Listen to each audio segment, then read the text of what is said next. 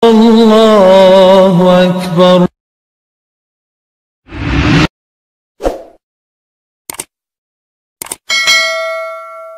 Bapak Ibu, saya nasihati, nikmati sujud di dunia ini.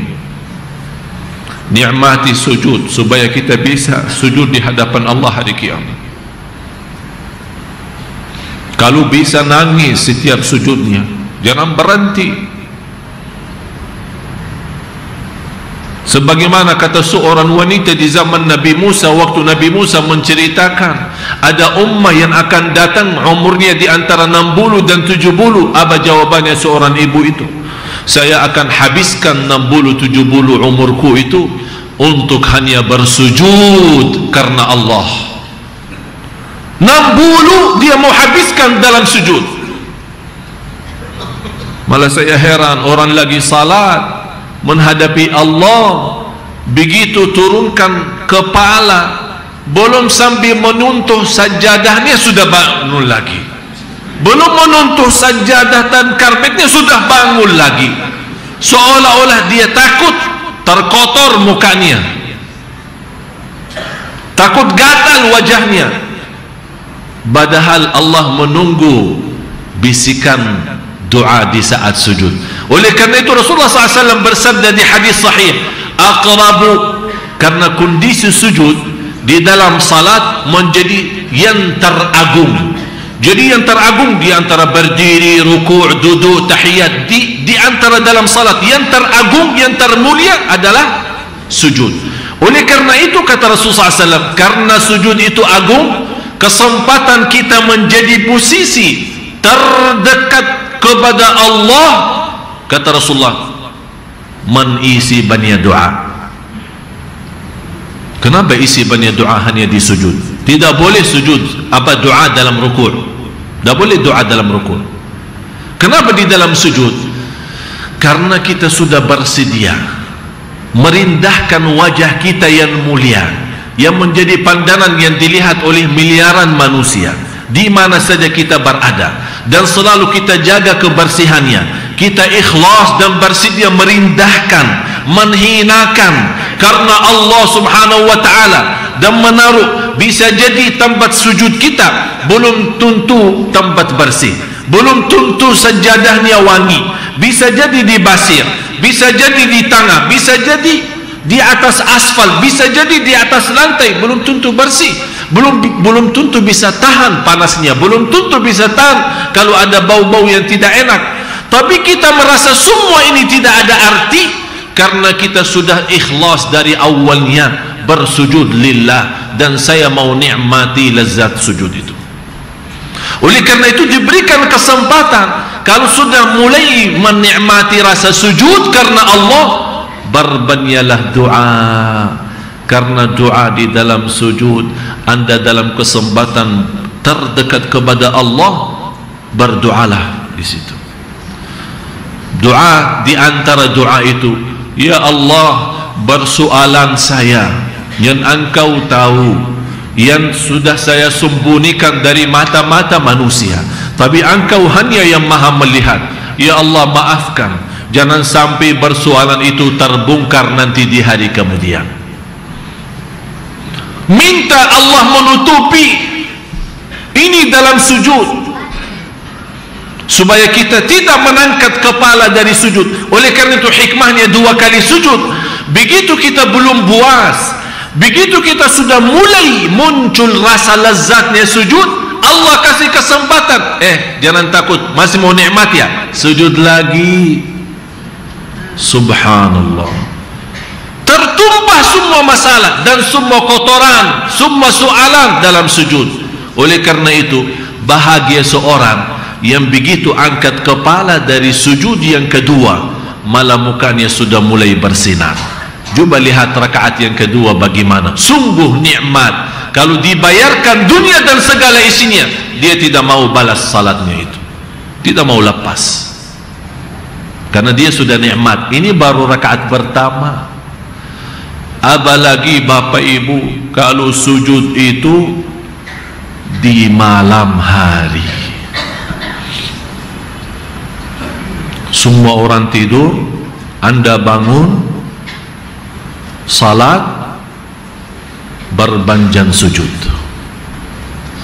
Bisa jadi baca saat berdiri qulhu, bisa jadi baca wasyamsi wa duhaha, atau ayat-ayat pendek yang lain.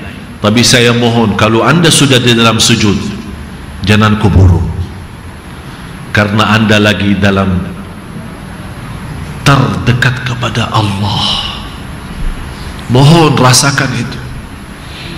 Kalau kita dalam kesempatan menghadapi seorang mulia, kita memanfaatkan setitik-titiknya supaya kita bisa ambil apa-apa segala hajat kita. Ini Allah yang maha segala-galanya. Apalagi di malam hari, orang tinggalkan enaknya tidur, dia mau nikmati sujud, seolah dia memberikan tahu kepada Allah, ya Allah, terima kasih atas nikmat tidur itu, tapi bagi saya lebih nikmat adalah sujud kepadamu. Kita tunjukkan itu. Sungguh jamaah sekalian, yang istiqamah sujud malam hari luar biasa. Saya akhiri satu cerita terjadi sama saya. Semalam habis maghrib, saya sunnah ba'diyah.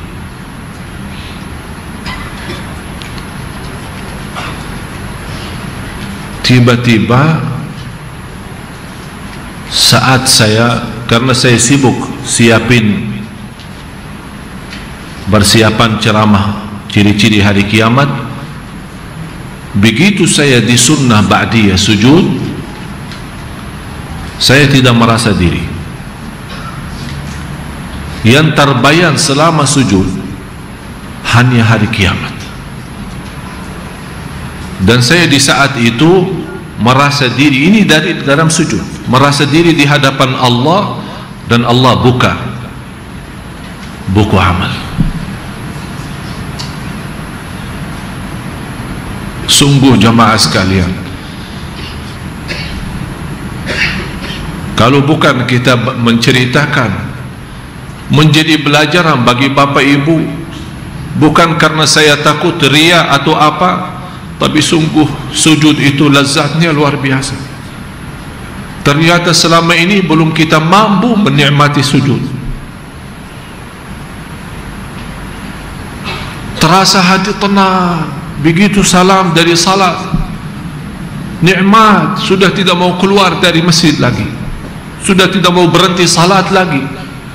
Itu yang saya mohon dan harapkan bisa setiap sujud kita rasakan. Bukan hanya sekali-kali, setiap salat kita rasakan nikmat itu. Sungguh lebih nikmat jauh daripada kekayaan dunia, daripada kemuliaan dunia. Itu sujudnya luar biasa. Jangan sampai kita terjadi orang yang nanti di hadapan Allah diperintahkan sujud karena Allah, malah tidak bisa sujud. Doa makbul dalam sujud. Dan pernah kita bahas di surat Az-Zumar, salah satu rahasia ilmu orang yang senantiasa bersujud kepada Allah, langsung transferannya ilmu dari Allah SWT. Mudah-mudahan Allah buka hati bapak ibu semua yang hadir supaya bisa menikmati sujud. Saya yakin anda kalau betul-betul berjuangkan, berusaha semaksimal mungkin nanti malam ini, nanti malam supaya hari Kamis, karena setiap hari Kamis terbuka amal kita, buku amal terbuka setiap hari Senin Kamis, dan Allah mengampuni semua yang terlihat bukunya, kecuali dua orang yang saling marah dan saling tidak memaafkan, saling terputus silaturahimnya. Dalam kesempatan supaya nanti pagi hari saat terbuka amal kita, di antaranya tertulis oleh malaikat, malamnya sudah lazat sujud. Itu yang saya harapkan. Jangan sampai terbuka buku amal kita besok pagi sudah tertulis sebelumnya, malam ini ada tertulis sudah mendapatkan lazatnya sujud. Mudah-mudahan Allah kuatkan dan buka hati Bapak Ibu semua. Marilah kita sama-sama